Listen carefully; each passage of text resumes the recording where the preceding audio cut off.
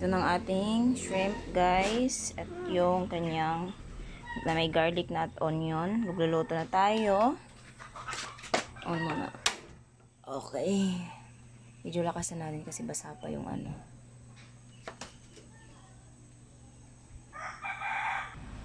At may butter tayo. So, makikita nyo kung paano ko ito lulutuin ngayon. Kaso kulang tayo ng, dapat may ano tayo eh, may ano tayo, may corn, kaso wala. So, ito na nga, lalagyan natin yan ng butter. Butter, kasi nga buttered shrimp, diba? Ito yung gagamitin ko.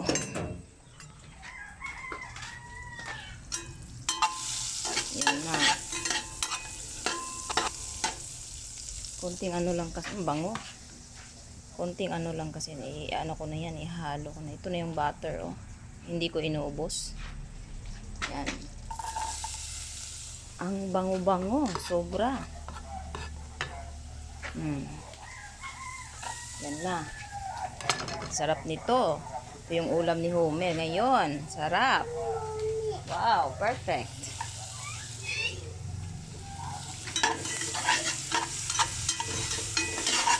Yan na.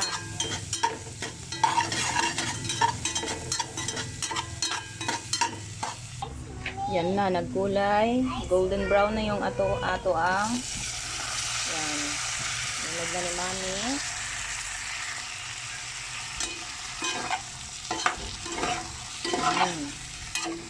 Halagyan ko yan ng oyster sauce. Wait lang. And, wait lang. Ayan na nga. Malapit na siyang maluto. Excited. Ready na yung table. Kanin na lang yung kulang at saka yung ano, shrimp. God. Luto na din tong rice mamaya. Tayin na lang natin. Ayaw kong ma-overcook yung ano eh, yung kasayan. Kaya gusto ko talagang, kaya tinitignan ko talaga yan. Mas masarap to kapag may ano eh, may mais.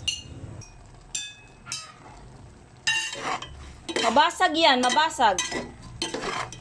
At ayan na nga, luto na yung buttered shrimp ni Mami.